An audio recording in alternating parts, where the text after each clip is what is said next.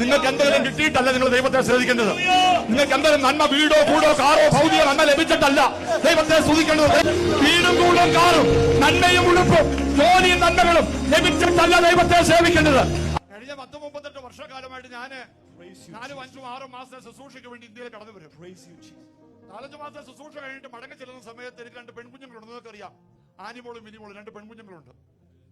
ഞാൻ തിരിച്ചു ചെല്ലുന്ന സമയത്ത് അവർക്ക് അറിയേണ്ടത് പെട്ടിയിൽ എന്തുണ്ടെന്നാണ്. പെട്ടിയിൽ ഷൂ ഉണ്ടോ, പെട്ടി കേക്ക് ഉണ്ടോ, പെട്ടിയിൽ ഉടുപ്പുണ്ടോ എന്നാണ് അറിയേണ്ടത്. കൊച്ചു കുഞ്ഞുങ്ങൾക്ക് അവർക്കതാ അറിയേണ്ടത്. എപ്പോഴും അവർ നോക്കുന്ന പെട്ടിയിലോട്ടാ. ഡാഡി വന്നല്ല വിഷയം, പെട്ടിയിലോട്ട് നോക്കും. പക്ഷെ വർഷങ്ങൾ കഴിഞ്ഞാൽ അവർ മുതിർന്ന് വലിയ കുഞ്ഞുങ്ങളായണേ പെട്ടിയിലോട്ട് നോട്ടം മാറി ഡാഡിയുടെ മുഖത്തോട്ടാക്കി. എന്താ മനസ്സിലായി? 3 കൊല്ലം പിടി കിട്ടിയോ? പെട്ടി വന്നതല്ല വിഷയം, ഡാഡിയുടെ മുഖത്തോട്ട് നോക്കും. നിങ്ങൾക്ക് എന്തെങ്കിലും കിട്ടിയിട്ടല്ല നിങ്ങൾ ദൈവത്തെ സ്തുതിക്കേണ്ടത്. നിങ്ങൾക്ക് എന്തെങ്കിലും നന്മ, വീടോ കൂടോ കാറോ ഭൗതിക നന്മ ലഭിച്ചിട്ടല്ല ദൈവത്തെ സ്തുതിക്കേണ്ടത്. ദൈവിക സാന്നിധ്യം അനുഭവിക്കുമ്പോൾ ദൈവത്തിന് കൊടുക്കേണ്ട മഹത്വം കൊടുത്താൽ അവൻ വന്നു കഴിഞ്ഞാൽ എല്ലാ ദൈവത്തും അവൻ സകലം നന്നായി ചെയ്യുന്നവരാ.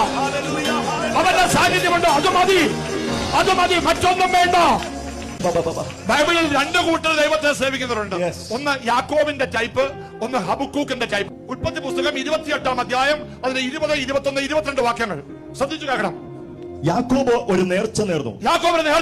ദൈവം എന്നോട് കൂടെ ഇരിക്കുകയും ഞാൻ പോകുന്ന ഈ യാത്രയിൽ എന്നെ കാക്കുകയും ഭക്ഷിപ്പാൻ എനിക്ക് ആഹാരവും ധരിപ്പാൻ വസ്ത്രവും എനിക്ക് തരികയും എന്നെ അപ്പന്റെ വീട്ടിലേക്ക് മടക്കി കൊണ്ടുവരികയും ചെയ്താൽ യഹോവ എനിക്ക് ദൈവമായിരിക്കും.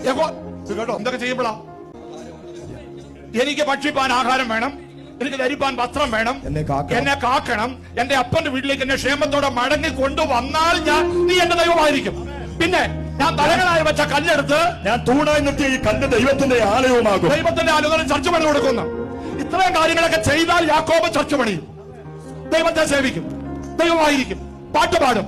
നന്മ ലഭിച്ചാൽ ഇതൊക്കെ ചെയ്താൽ ദൈവം സൂക്ഷിക്കുകയും കാക്കുകയും പരിപാലിക്കുകയും ദൈവം എന്റെ കുഞ്ഞുങ്ങളെ അനുഗ്രഹിച്ച് വിദേശത്ത് കൊണ്ടുപോയാൽ ഞാൻ ദൈവത്തെ സേവിക്കും, ഞാൻ ദൈവത്തെ പിൻപറ്റും.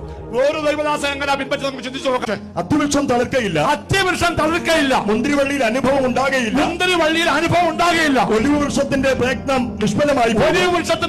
നിഷ്ഫലമാവും, നിലങ്ങൾ ആഹാരം വിളയിക്കുകയില്ല, ആട്ടിൻകൂട്ടം തൊഴുത്തിൽ നിന്ന് നശിച്ചു പോകും, ഗോശാലകളിൽ കന്നുകാലി ഉണ്ടാകുകയില്ല. എങ്കിലും